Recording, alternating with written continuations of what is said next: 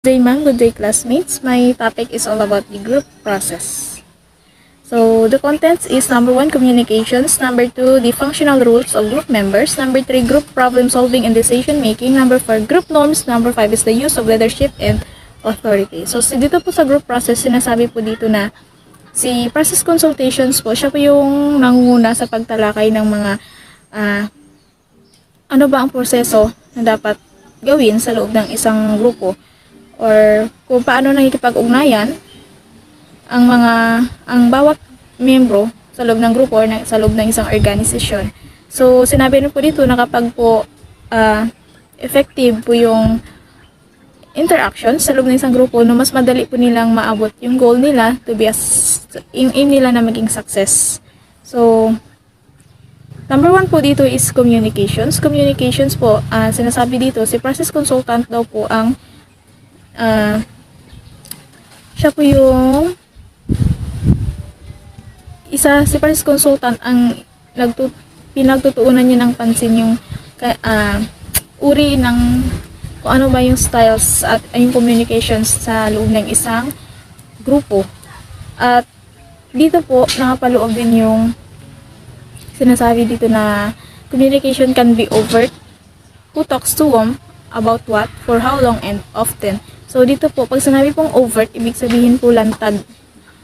Lantaran mong maaring, ang communications po is maaring lantad. So ibig sabihin po nito, makikita kung sino yung nakikipag-usap, kung kanino siya nakikipag-usap, at tungkol saan yung pinag-uusapan, at gaano kahaba, at gaano kadalas yung pinag-uusapan na yon. So sinabi rin po dito na it include language of facial expressions. So, kung may kanina, may overt, dito naman, may covert. So, si covert po is yung true facial expressions or hindi lantad. Yung halimbawa po dito, sinabi po ni manager na hindi siya nahihiya, pero nung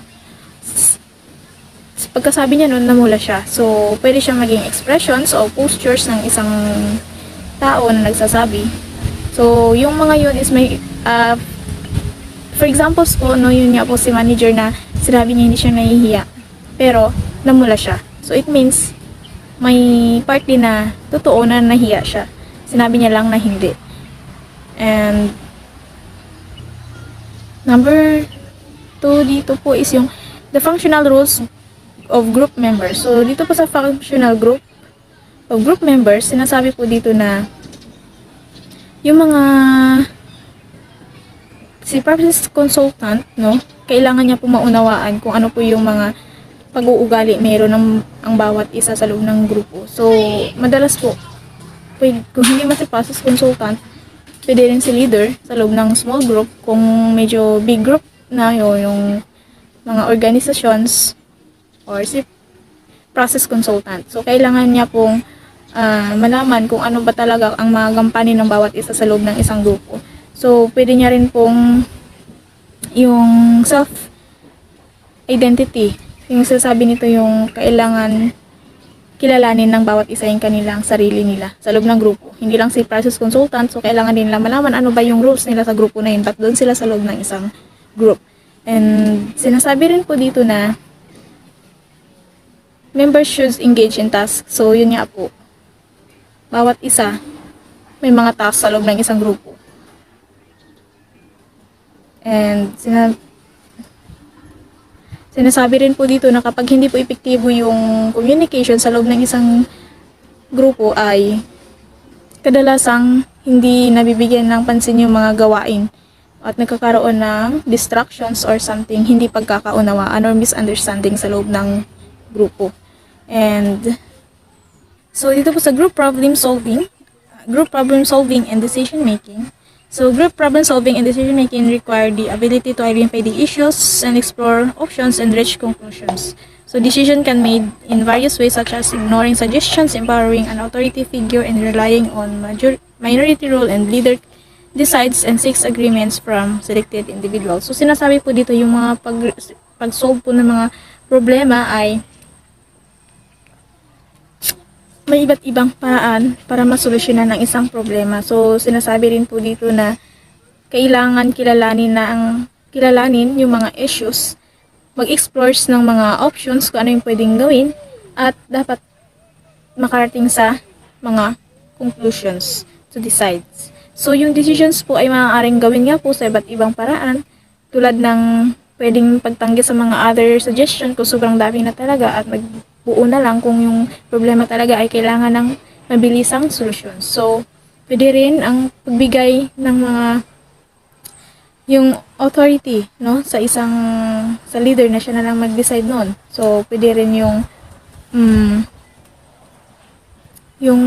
kung saan si leader na yung magde-decision, at hahanapin niya na yung pwede niya nang at hanapin yung mga kasunduan mula sa mga miyembro o yung mga nakabumuo ng grupo. So, dito po, no, sinasabi rin dito na yung katahimikan po is maaaring, di ba sa example po sa isang meeting, tinatanong kung okay na ba to siya, kung pwede, yung goods na yung pinagmitingan or yung decisions na gagawin. So, walang sumasagot kay leader. So, it means, agree yung mga membro kasi hindi sila nagre-react doon sa sinabi ni leader.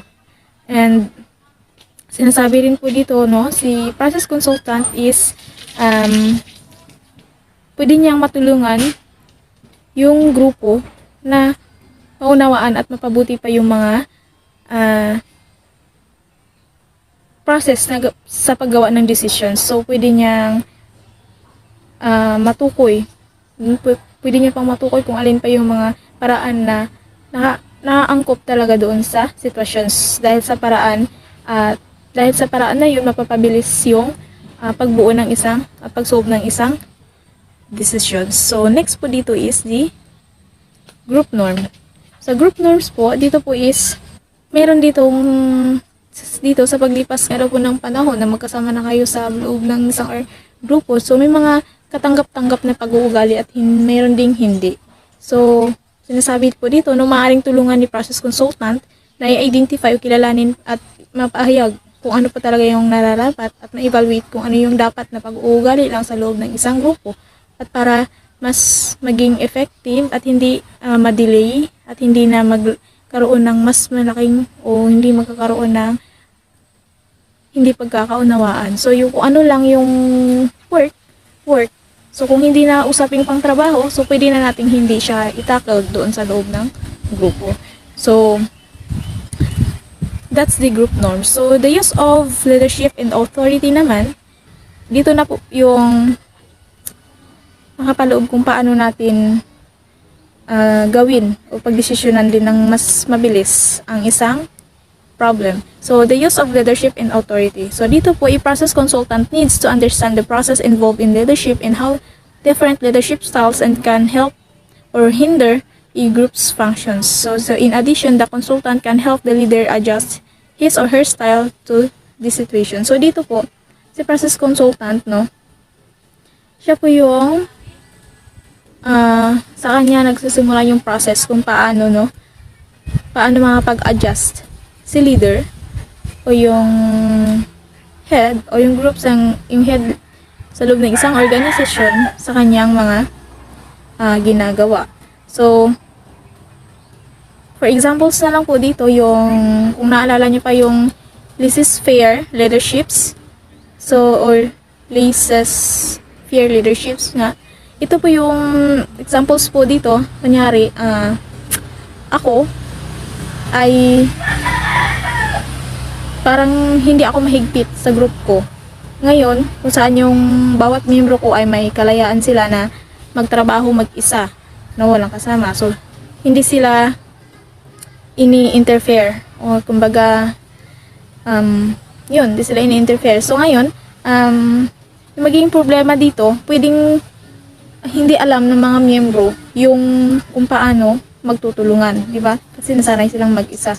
So, kung magkaroon silang problema, mahirapan silang solusyonan yun. So, maaaring mawawala ng focus at magsimula nga yun ng hindi pagkakaintindihan. So, yung magiging solutions po dito, si process consultant ay magsasuggest sa akin or sa leader, ganun, na mag-hands-on ng konti doon sa